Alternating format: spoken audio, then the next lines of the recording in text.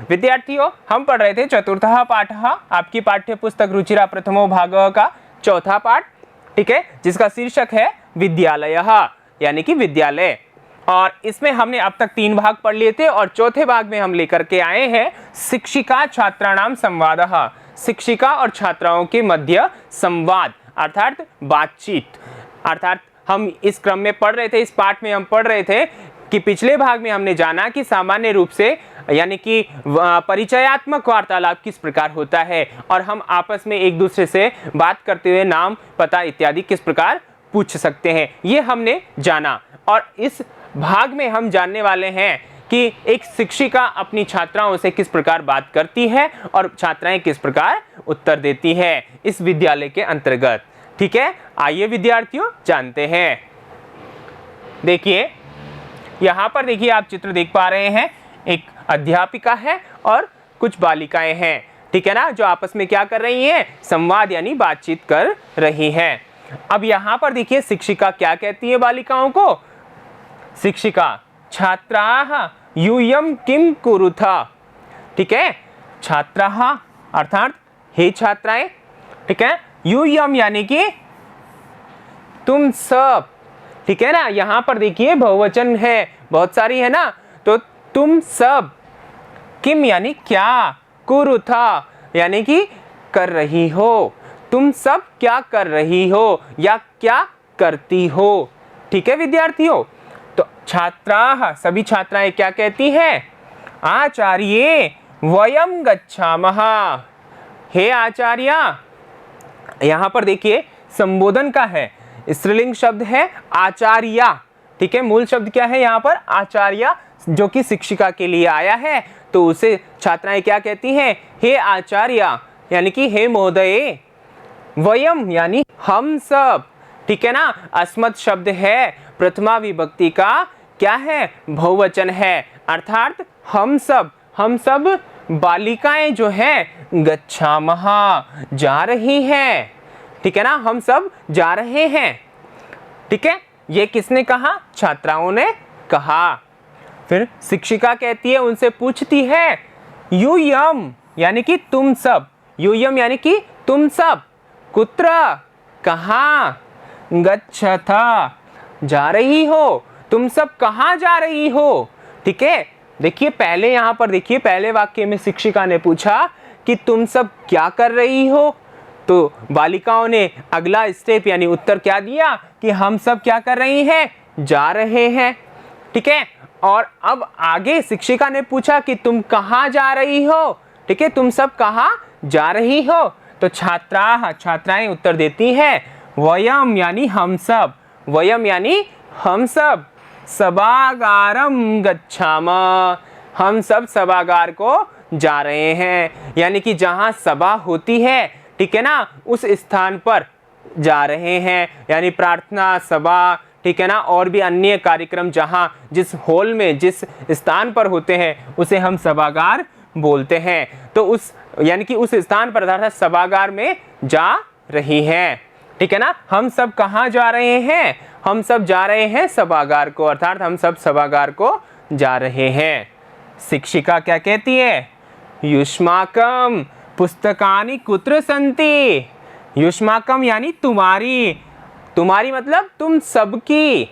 यहाँ पर देखिए यहाँ बहुवचन है, इतनी सारी बालिकाएं हैं, तो शिक्षिका सभी को कह रही है, क्या कह रही है कि तुम सबकी या तुम्हारी, पुस्तकानि यानी पुस्तकें, कुत्र यानी कहाँ, संति यानी है, तुम्हारी पुस्तकें कहाँ है, तुम सभागार को जा रही हो तो तुम्हारी पुस्तकें कहाँ है।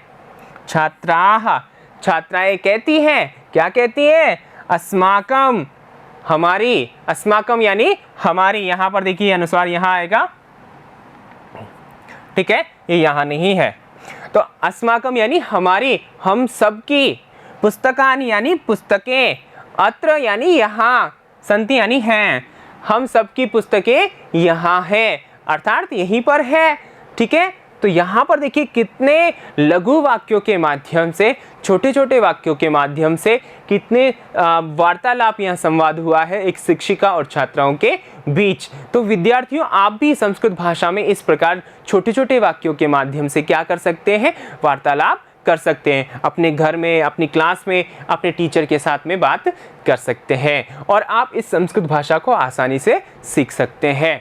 अब यहाँ पर देखिए विद्यार्थियों, जैसा कि हमारा विषय था कि अस्मद और युष्मद शब्द जो है प्रथमा और षष्ठी विभक्ति के रूप, ठीक है ना, हम यहाँ पर सीखने वाले हैं।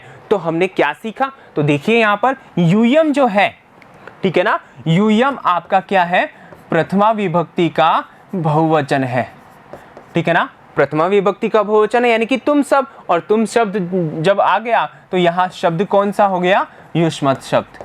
ठीक है विद्यार्थियों, युष्मत शब्द का प्रथमा विभक्ति का बहुवचन का रूप है यूयम, यानी कि तुम सब। ठीक है, फिर यहाँ पर देखिए वयम जो है वो क्या है, अस्मद है, अस्मद शब्द का है और प्रथमा विभक्ति का बहुवचन है। ठीक है, समझ में आ रहा है। फिर आगे देखिए यूयम वापस आ गया, ठीक है, वयम वापस आ गया। अब यहाँ युष्माकम है, युष्माकम यानी तुम्हारा या तुम सबका या तुम सबकी, ठीक है ना। तो यहाँ पर ये जो है वो क्या है, युष्मत शब्द तो है, ठीक है, और विभक्ति कौन सी है, षष्ठी, और वचन कौन सा हुआ, बहुवचन। ठीक है, तो षष्ठी विभक्ति का बहुवचन युष्माकम यानी तुम्हारा, तुम्हारी या तुम्हारे, ठीक है, और वो भी किसमें, बहुवचन में, यानी तुम सबका। ठीक है, अब आगे देखिए अस्माकम, यहाँ अस्माकम जो है वो किस में आ जाएगा, वो अस्मत् शब्द है, ठीक है ना, और षष्ठी विभक्ति और बहुवचन। ठीक है, अस्मत् शब्द षष्ठी विभक्ति का बहुवचन। तो ये सभी शब्द क्या है, यहाँ देख पा रहे हैं आप किस प्रकार वाक्य में इनका प्रयोग हुआ है। ठीक है विद्यार्थियों, आइए हमने जो ये लघु संवाद पढ़ा इसके कठिन शब्दार्थ जान लेते हैं। देखिए, यूयम यानी तुम सब, कुरुथा कर रहे हो या करते हो, तुम सब, ध्यान रखना यहाँ पर तुम सब, क्योंकि क्रिया जो है मध्यम पुरुष का क्या है, बहुवचन का पद है, ठीक है ना। यूयम कुरुतः यानी तुम सब क्या कर रहे हो, क्या तो यहाँ है नहीं, तो यहाँ पर तुम सब कर रहे हो। ठीक है, आचार्य, शिक्षिका, यहाँ पर देखिए ये संबोधन का है, यानी कि इस प्रकार है, हे शिक्षिका।